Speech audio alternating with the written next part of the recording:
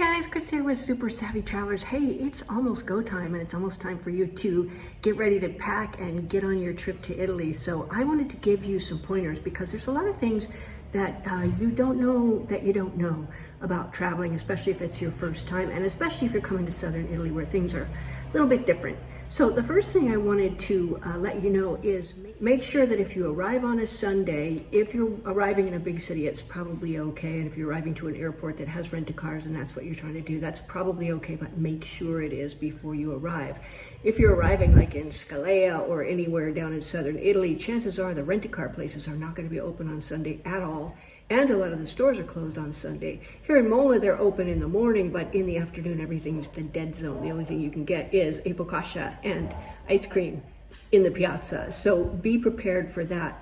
Additionally, if you're arriving during the pausa, meaning anytime between 1 o'clock in the afternoon and say 5 o'clock in the afternoon, make sure you make special arrangements with your B&B host or your hotel, especially in southern Italy where the hotels are mom and pop hotels, because many times they're just not available during that time. They're sleeping or they're cooking or they're doing whatever they do. The pausa is taken very seriously here. There are a few places that are kind of waking up to the fact that they want to be more aligned with Americans and Europeans and things like that. And they are shortening the pausa or eliminating it, but that's not happening here in southern Italy, so you have to work around it. Another thing you want to do is book your museum and all your attraction tickets in advance and book them online because you don't want to be standing in line during your vacation. And it gets pretty hot in Italy. You don't want to be standing in a hot line, getting all cranky when you could just be eating ice cream and showing up right at the time of your appointment for your tour or whatever it is. Also, there's some very good professional tours that you can take. We like Carmen at Your Own Italy Tours. She's very well priced and she's really good.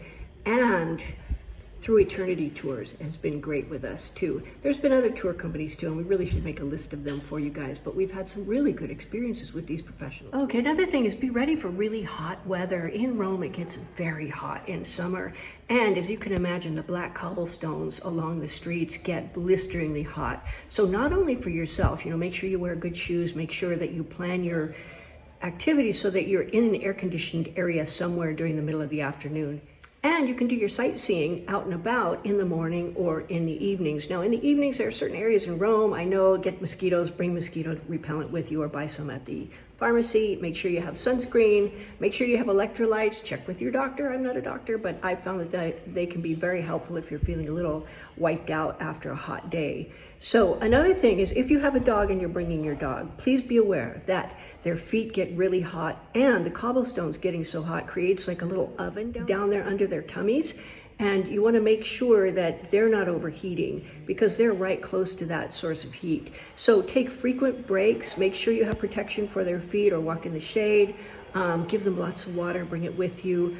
Cold water is very good. In Rome especially, and many other cities, they have these little fountains. So you can stop and take water breaks anytime you need to. Just make sure you find them and take note of where they are.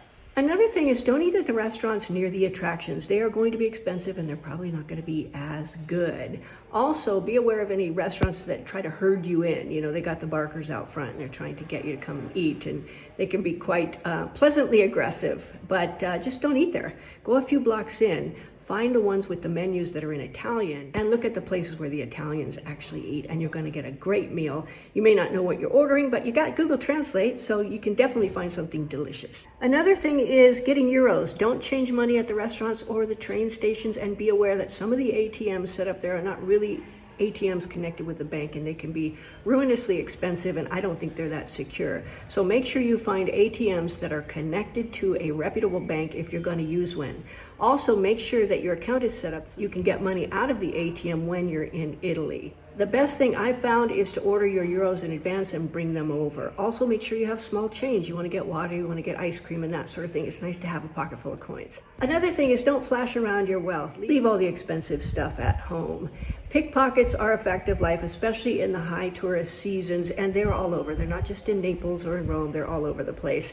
And they have all day, every day to find the people that are not paying attention and victimize them. Get yourself a cross-the-body bag for all of your stuff that you're going to take with you. Make sure the straps are cut resistant and also that it has RFID protection. Nobody can steal your data from outside the bag. That's very important. Oh, one more thing. You want to bring really good walking shoes. The pavements are very hard, so you want some cushioning in there.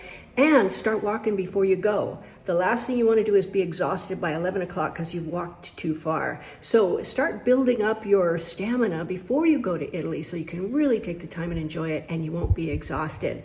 So those are the points I wanted to touch on. If I think of anything else, I'll let you know. Have a great trip. Hope to see you here, and we'll see you soon.